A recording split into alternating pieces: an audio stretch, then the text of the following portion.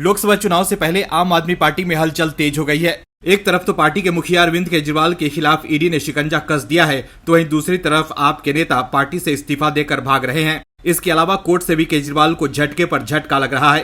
केजरीवाल जो अपने आप को कट्टर ईमानदार नेता कहते थे, उन्हें सुप्रीम कोर्ट ने ऐसा झटका दिया है कि अब वो कट्टर ईमानदार शब्द बोलने से पहले 10 बार सोचेंगे। वहीं केसीआर की बेटी के कविता भी ईडी की हिरासत में केजरीवाल एंड कंपनी को लेकर खुलासा कर रही हैं और ईडी को जो सबूत मिले हैं उससे आप में खलबली मच गई है। ईडी के खुलासे के बाद आम आदमी पार्टी के नेता तिलमिला गए हैं और तिलमिलाकर आपके नेता कह रहे हैं कि केजरीवाल को जेल भेजने की तैयारी है। ईडी बीजेपी के लिए काम कर रही है, लेकिन अब ईडी ने ऐसा ब्रह्मास्त्र निकाला है जिसके बाद केजरीवाल के लिए बचना मुश्किल हो गया है। यही वजह है कि आपके नेता झल्लाए हुए हैं। उन्हें भी पता है कि केजरीवाल कभी भी गिरफ्तार हो सकते हैं और अब तो सुप्रीम कोर्ट ने भी केजरीवाल को झटका दे दिया है सत्येंद्र जैन को जेल भेजकर। ऐसे में अब सुप्रीम कोर्ट के इस फैसले के बाद केजरीवाल जो अपने नेताओं को बीजेपी द्वारा फंसाने का आरोप लगा रहे थे, वो अब बोलने लायक भी नहीं रह गए हैं, क्योंकि बीजेपी अगर वाकई आपके नेताओं को झूठे केस में फंसाने की कोशिश करती, जैसा केजरीवाल आरोप लगाते हैं, तो सुप्रीम कोर्ट के जज आपके नेताओं को जेल नहीं भेजते, उन्हें कुछ ही दिनों में जमानत मिल जाती। लेकिन अब तो चर्चा है कि ईडी केजरीवाल की गिरफ्तारी की तैयारी में जुटी है। इस खबर में आगे आपको बताएंगे सब कुछ डिटेल में, तो बने रहिए वीडियो में अंत तक और देखिए हमारी ये खास रिपोर्ट। आम आदमी पार्टी के लिए लगातार बुरी खबर आ रही है। पार्टी के मुखिया अरविंद केजरीवाल ईडी के निशाने पर हैं। चर्चा है कि ईडी कभी भी केजरीवाल को गिरफ्तार कर सकती है। वहीं दूसरी तरफ पार्टी में भगदड़ मच गई है। आपके नेताओं को समझ आ गया है कि केजरीवाल के जेल जाने के बाद उनका सियासी भविष्य खतरे में पड़ जाएगा। ऐसे में अब आपके नेता केजरीवाल को टाटा बाय बाय बोलकर पार्टी से भाग रहे हैं। केजरीवाल पर ईडी ने शिकंजा कस दिया है। शराब के बाद अब पानी घोटाला में भी केजरीवाल फंस गए हैं। आपके नेताओं में डर का माहौल है कि केजरीवाल कभी भी गिरफ्तार हो सकते हैं। शराब और पानी के मामले में केजरीवाल बुरे फंस गए हैं। वहीं अब केजरीवाल को फंसता देख पार्टी के नेता इस्तीफा देकर भाग रहे हैं। पार्टी के नेता अपने आप को ठगा हुआ महसूस कर रहे हैं। कट्टर ईमानदारी का झांसा देकर केजरीवाल ने अपने साथ नेताओं को जोड़ लिया था, लेकिन अब केजरीवाल की पोल खुल चुकी है। केजरीवाल अब एक्सपोज हो चुके हैं कि उनकी कट्टर ईमानदारी कैसी है। केजरीवाल मनीष सिसोदिया, संजय सिंह और सत्येंद्र जैन को भी कट्टर ईमानदार कहते थे, लेकिन इन तीनों नेताओं को सुप्रीम कोर्ट से भी जमानत नहीं मिल रही है।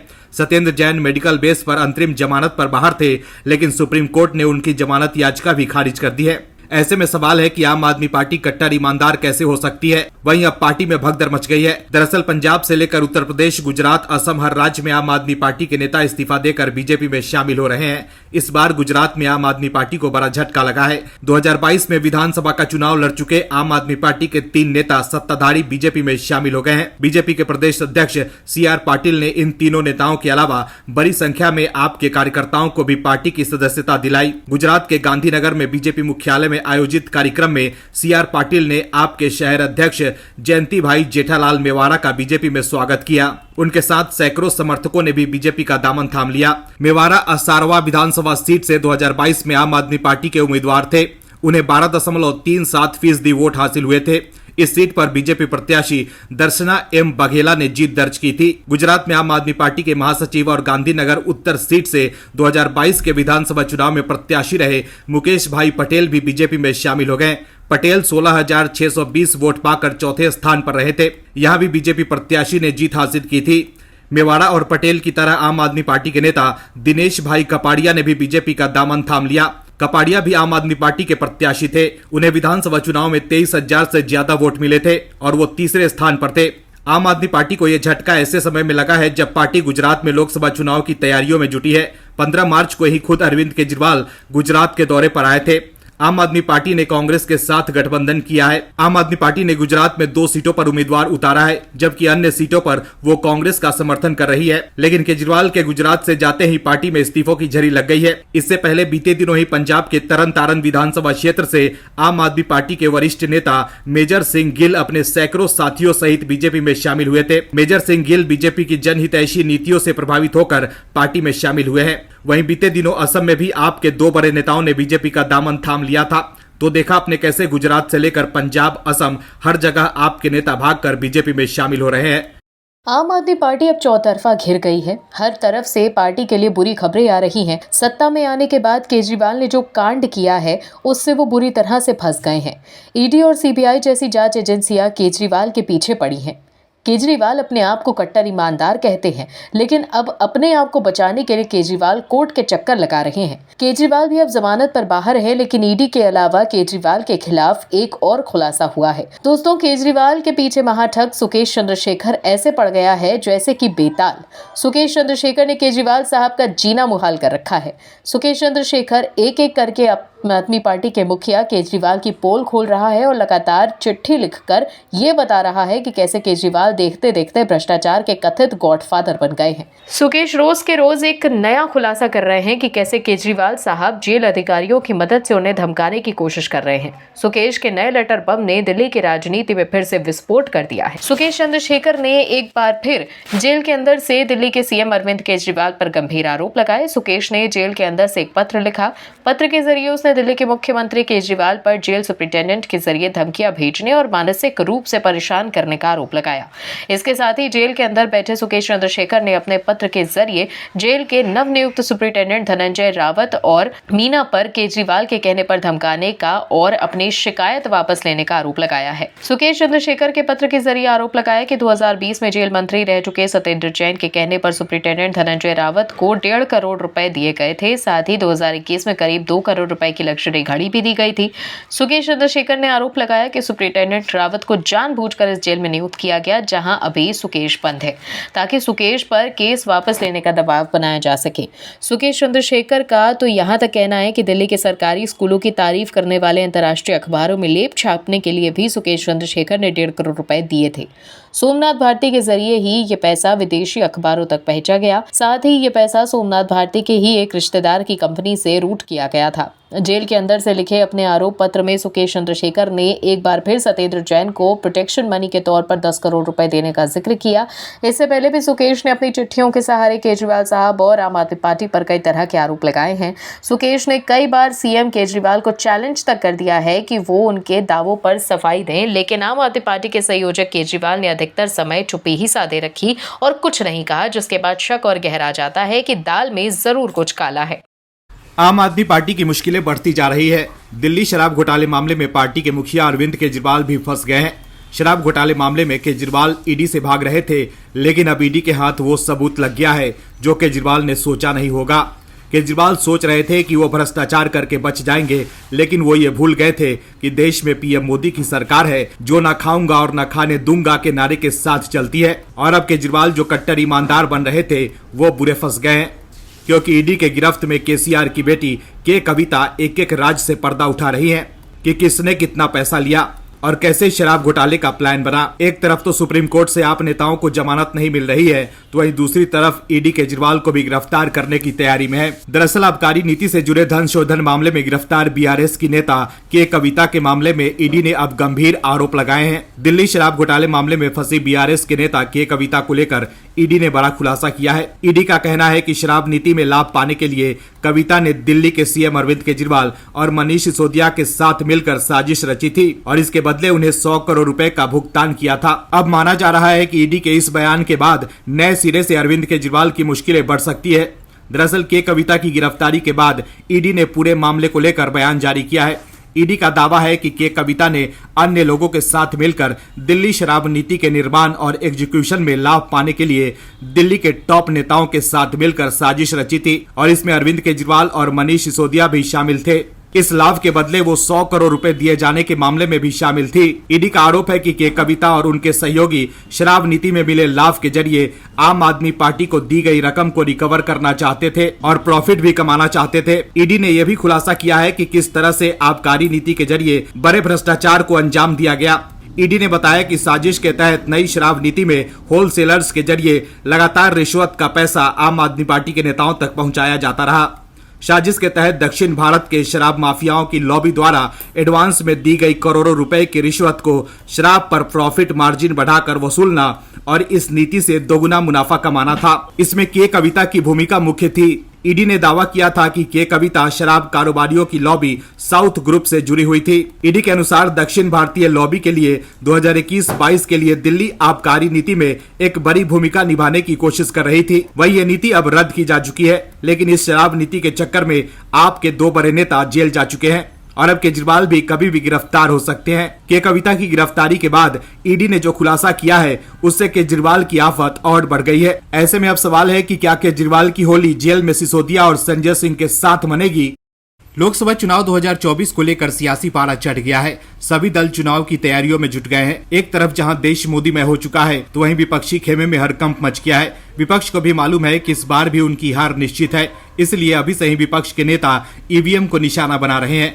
वहीं किसान आंदोलन के बहाने मोदी सरकार को निशाने पर लेने वाले राकेश टिकैत ने भी विपक्ष का साथ छोड़ दिया है। राकेश टिकैत भी समझ गए हैं कि एक बार फिर मोदी ही आएंगे, इसलिए राकेश टिकैत की भाषा ही बदल गई है। राकेश टिकैत जो खुलकर विपक्ष के लिए बैटिंग कर रहे थे, अब वो लाइन पर आ गए हैं। राकेश टिकैत को लग रहा है कि अगर इस बार भी वो विपक्ष के लिए बैटिंग करेंगे तो मोदी सरकार के आने के बाद अगले 5 सालों तक उनका क्या होगा। ना लोग उनको भाव देंगे और ना ही विपक्ष। इसके अलावा सरकार के रडार पर रहेंगे वो अलग से। ऐसे में लोकसभा चुनाव से पहले राकेश टिकैत बदले बदले से लग रहे हैं। दरअसल लोकसभा चुनाव से पहले एक बार फिर मोदी सरकार को बदनाम करने के लिए अपने आप को किसान नेता कहने वाले आंदोलनजीवी एक्टिव हो गए हैं, लेकिन इस बार आंदोलनजीवियों की एक नहीं चल रही है। देश के लोग समझ गए हैं कि ये आंदोलनजीवी विपक्ष के एजेंडे पर काम करते हैं। ऐसे में अब आंदोलन खेलने वाले राकेश टिकैत भी समझ गए हैं कि उनकी दाल नहीं गलने वाली है। यही वजह है कि राकेश टिकैत इस बार लोगों से मोदी सरकार के खिलाफ वोट करने की अपील नहीं कर रहे हैं। जबकि यूपी के विधानसभा चुनाव में राकेश टिकैत खुलकर बीजेपी के खिलाफ प्रचार कर रहे थे, लेकिन लोगों ने राकेश टिकैत की एक नहीं सुनी। ऐसे में इस बार राकेश टिकैत कह रहे हैं कि लोकसभा चुनाव में किसान अपनी मर्जी से कहीं भी वोट करे, लेकिन नोटा के बटन का प्रयोग ना करे। मुजफ्फरनगर में भारतीय किसान यूनियन के प्रवक्ता राकेश टिकैत ने लोकसभा चुनाव में संगठन के रुख को मासिक पंचायत में स्पष्ट कर दिया। टिकैत ने कहा कि किसान अपनी मर्जी के दल को वोट करे, लेकिन नोटा दबाकर वोट बर्बाद ना करे। आने वाला समय संघर्ष का है, जिसके लिए तैयार रहने की जरूरत है। संगठन को मजबूत किया जाए, जिससे किसान हित में सरकार से मुकाबला किया जा सके। वहीं 23 मार्च की शाम किसानों से मोमबत्ती जलाकर सरदार भगत सिंह को श्रद्धांजलि देने की अपील की। तो देखा आपने कैसे राकेश टिकैत अब किसानों से कह रहे हैं कि वो अपनी मर्जी के दल को वोट करे, जबकि उत्तर प्रदेश के विधानसभा चुनाव में राकेश टिकैत बीजेपी के खिलाफ खुलकर प्रचार कर रहे थे। बीजेपी को हराने के लिए राकेश टिकैत बंगाल भी पहुंच गए थे, लेकिन इस बार राकेश टिकैत शांत हो गए हैं। इसका मतलब है कि टिकैत को भी मालूम है कि आएंगे तो मोदी ही। ऐसे में अगर वो खुलकर बीजेपी के खिलाफ प्रचार करेंगे तो चुनाव के नतीजों के बाद उनकी इज्जत क्या रह जाएगी। यही वजह है कि टिकैत ने इस बार विपक्ष का साथ छोड़ दिया है।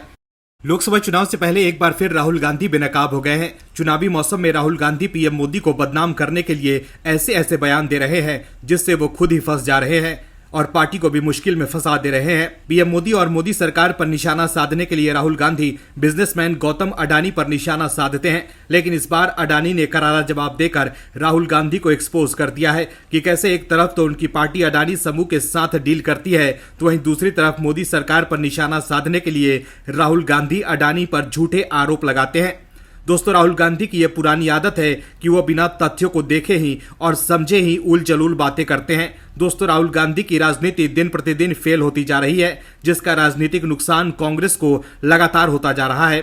कांग्रेस को समझने की जरूरत है कि पार्टी के एक नेता को लॉन्च करने में पार्टी दिन प्रतिदिन रसातल की ओर जाती जा रही है। कांग्रेस के नेताओं को पता ही नहीं चल पा रहा है कि आखिर राहुल गांधी को लॉन्च कैसे किया जाए। राहुल गांधी लगातार लॉन्च होने की कोशिश कर रहे हैं, लेकिन लॉन्च ही नहीं हो पा रहे हैं। राहुल और कांग्रेस को लगातार राजनीतिक शिकस्त मिल रही है। राहुल ऐसा राजनीतिक अभियान चला रहे हैं जिसका कांग्रेस को लगातार नुकसान हो रहा है। राहुल ने इस बार भी अडानी का मुद्दा उठाया है, जिसमें वो लगातार शिकस्त का ही मुंह देख रहे हैं, क्योंकि अडानी को राहुल गांधी जितना बदनाम करने की कोशिश कर रहे हैं, राहुल की राजनीति पर से लोगों का विश्वास उठता जा रहा है। इस बार तो अडानी समूह ने भी राहुल गांधी को आड़े हाथों ले लिया है। दरअसल अडानी समूह ने कांग्रेस नेता राहुल गांधी द्वारा धारावी पुनर्विकास के संबंध में लगाए गए आरोपों का खंडन किया है। राहुल गांधी ने अपने भारत जोड़ो न्याय यात्रा के अंतिम चरण में मुंबई स्थित एशिया के सबसे बड़े झोपड़पट्टी क्षेत्र धारावी में बोलते हुए सरकार द्वारा पूरी मुंबई अडानी को बेचने का आरोप लगाया था। बता दें कि सरकार ने धारावी पुनर्विकास परियोजना प्राइवेट लिमिटेड यानी DRPPL का गठन किया है। कांग्रेस सहित पूरी महाविकास अघाड़ी इसका विरोध कर रही है। बीते दिनों धारावी वासियों को संबोधित करते हुए राहुल गांधी ने कहा था कि धारावी आपकी है, यहाँ आपको रहना है। धारावी के हुनर का समर्थन करना चाहिए। यहाँ के लोगों के लिए बैंक के दरवाजे खुलने चाहिए। यही मेक इन इंडिया है। देश दलाल नहीं धारावी के लोग बनाते हैं। वहीं अब राहुल गांधी के इन आरोपों का खंडन करते हुए DRPPL के प्रवक्ता की ओर से कहा गया है कि ये सारे आरोप निराधार एवं बेबुनियाद हैं। अडानी समूह के प्रवक्ता के अनुसार धारावी पुनर्विकास के लिए चयन प्रक्रिया अत्यंत पारदर्शिता एवं निष्पक्षता के साथ आयोजित की गई थी। अडानी समूह ने कई राष्ट्रीय और अंतर्राष्ट्रीय प्रतिभागियों के साथ बोली लगाकर प्रतिस्पर्धी निविदा प्रक्रिया के माध्यम से बोली हासिल की थी। वहीं अडानी समूह के प्रवक्ता के अनुसार निविदा के नियमों और शर्तों को पिछली महाविकास अघाड़ी सरकार द्वारा अंतिम रूप दिया गया था, जिसमें कांग्रेस भी शामिल थी। तो देखा आपने कैसे एक तरफ तो कांग्रेस की सरकार अडानी के साथ डील करती है। हाल ही में तेलंगाना की कांग्रेस सरकार ने भी अडानी के साथ डील किया था। उससे पहले जब राजस्थान में कांग्रेस की सरकार थी तब अशोक गहलोत ने भी अडानी के साथ डील किया था। लेकिन दूसरी तरफ राहुल गांधी अडानी के बहाने मोदी सरकार पर निशाना साधकर राजनीतिक रोटियां सेकते हैं। राहुल गांधी की यात्रा अब खत्म हो चुकी है, लेकिन यात्रा खत्म होते ही राहुल गांधी बुरे फंस गए हैं। वहीं अब अपने आप को फंसता देख राहुल गांधी के पसीने छूटने लगे हैं। इसके साथ ही सवाल है कि राहुल गांधी की यात्रा से कांग्रेस ने क्या खोया क्या पाया इसका तो किसी को पता नहीं है, लेकिन पार्टी ने क्या खोया ये सब जानते हैं। जिस दिन राहुल गांधी ने यात्रा शुरू की उसी दिन से कांग्रेस में इस्तीफे शुरू हो गए थे। कांग्रेस के दिग्गज नेता मिलिंद देवरा ने राहुल गांधी की यात्रा शुरू होते ही इस्तीफों की शुरुआत की थी और फिर देखते ही देखते राहुल गांधी की न्याय यात्रा के दौरान बहुत से लोग पार्टी छोड़कर चले गए। राहुल देश की जनता को न्याय दिलाने की बात करते रहे और उधर उन्हीं की पार्टी के लोग मोह भंग होने के कारण पार्टी छोड़कर चले गए। महाराष्ट्र से लेकर असम तक राहुल से खफा होकर कांग्रेस के कई नेता पार्टी छोड़कर चले गए। तो वहीं यूपी से भी कांग्रेस के एकमात्र सनातन चेहरा आचार्य प्रमोद भी पार्टी छोड़कर चले गए। वहीं अब भारत जोड़ो न्याय यात्रा के खत्म होने के बाद आचार्य प्रमोद कृष्णम ने फोटो के साथ जो कैप्शन लिखा है सोशल मीडिया साइट पर, उसको पढ़कर कांग्रेस को जरूर मिर्ची लगी होगी। दरअसल मुंबई में राहुल गांधी की भारत जोड़ो न्याय यात्रा का समापन हो गया। यात्रा समापन के दौरान विपक्ष के कई नेता शामिल हुए। वहीं राहुल गांधी के एक बयान से बवाल मच गया है। राहुल गांधी ने मुंबई के शिवाजी पार्क में पार्टी के न्याय यात्रा के समापन के दौरान कहा था कि हिंदू धर्म में एक शब्द होता है शक्ति, हम एक शक्ति से लड़ रहे हैं। वहीं अब आचार्य प्रमोद कृष्णम ने राहुल गांधी पर पलटवार किया है। वहीं कल्की धाम के पीठाधीश्वर और पूर्व कांग्रेस नेता आचार्य प्रमोद कृष्णम ने भी राहुल गांधी पर निशाना साधा है। आचार्य प्रमोद कृष्णम ने अपने एक्स पर पोस्ट किया है। आचार्य प्रमोद कृष्णम ने राहुल गांधी, शिवसेना यूबीटी अध्यक्ष उद्धव ठाकरे और तमिलनाडु के सीएम एमके स्टालिन के साथ तस्वीर पोस्ट की है और फोटो के साथ लिखा है कि रामद्रोहियों के बीच में राम भक्त जैसे लंका में विभीषण। इसके अलावा राहुल गांधी के शक्ति वाले बयान पर आचार्य प्रमोद कृष्णम ने कहा है कि राहुल गांधी को क्या पता शक्ति भक्ति क्या है। आचार्य प्रमोद कृष्णम हाल ही में कांग्रेस पार्टी से अनुशासनहीनता के चलते निकाल दिए गए थे। कांग्रेस पार्टी में रहते हुए आचार्य प्रमोद कृष्णम राम मंदिर के पक्ष में बयान देते रहे और कई सार्वजनिक मंच से राम मंदिर को लेकर अपनी बात भी रखते थे। लेकिन अब आचार्य प्रमोद कृष्णम राहुल गांधी को निशाने पर ले रहे हैं। वहीं राहुल गांधी के शक्ति वाले बयान पर पीएम मोदी ने भी राहुल गांधी पर निशाना साधा है। पीएम मोदी ने कहा है कि इंडिया अलायंस ने मुंबई में एक रैली आयोजित की थी। उस दौरान उन्होंने घोषणा की कि उनकी लड़ाई शक्ति के खिलाफ है, लेकिन मेरे लिए हर बेटी, हर माँ और हर बहन शक्ति का स्वरूप है। उन्होंने कहा कि जो लोग भी शक्ति के खिलाफ अपना आवाज उठा रहे हैं, मैं उनकी चुनौती स्वीकार करता हूं। मैं शक्ति के लिए अपना जीवन देने के लिए तैयार हूं। वहीं अब शक्ति वाले बयान पर बैकफुट पर आने के बाद राहुल गांधी सफाई देते फिर रहे हैं। राहुल गांधी ने आरोप लगाया है कि पीएम नरेंद्र मोदी ने उनके शक्ति वाले बयान को तोड़ मरोड़ कर पेश किया है। राहुल गांधी ने कहा है कि मोदी जी को मेरी बात अच्छी लगती है, किसी न किसी तरह उन्हें घुमाकर वो उनका अर्थ हमेशा बदलने की कोशिश करते हैं, क्योंकि वो जानते हैं कि मैंने एक गहरी सच्चाई बोली है। तो देखा आपने कैसे अपने बयानों की वजह से राहुल गांधी ने एक बार फिर कांग्रेस को मुश्किल में फंसा दिया है और अब घिरने के बाद राहुल गांधी सफाई देते फिर रहे हैं। Bureau report, OMH news. और भी वीडियोस देखने के लिए चैनल को सब्सक्राइब करें और बेल आइकन को दबाएं।